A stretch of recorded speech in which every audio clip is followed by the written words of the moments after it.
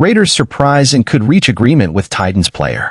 Although Antonio Pierce has a great relationship with Jacobs, his poor performance last season has changed his stay with the Raiders, making a Titans player emerge as the ideal replacement for the Raiders. Subscribe to the channel to receive important Raiders updates. Pierce and Jacobs developed a quick relationship last year, and Pierce made feeding Jacobs a priority for the Raiders offense.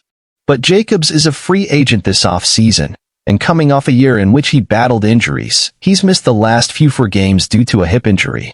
There's a chance the Raiders look elsewhere for running back help. After all, any relationship Pierce has with Jacobs doesn't apply to new general manager Tom Telesco, who will make personnel decisions. And if there's one running back potentially on the market who can match Jacobs in toughness and ability to play in the sensational style Pierce desires, it's one of the all-time greats to play the position, Derrick Henry, a 4-time Pro Bowl selection.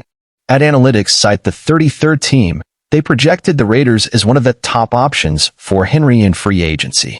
Zamir White was a capable player the last 4 games of the season, but new coach Antonio Pierce may want to pair him with a veteran. Henry is still one of the most physical running backs in the league, and that's what Pierce wants on offense.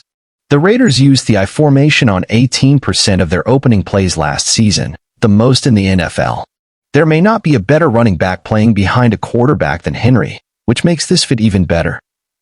In fact, Henry is still sock him when he was in his prime at Tennessee when he rushed for 2,027 yards in 2020, one of only 8 quarterbacks to cross the 2,000-yard mark.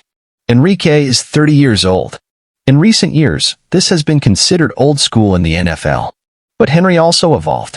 He was still number 2 in the NFL in rushing yards, with 1,167, and maintained workhorse status with a league-high 280 carries.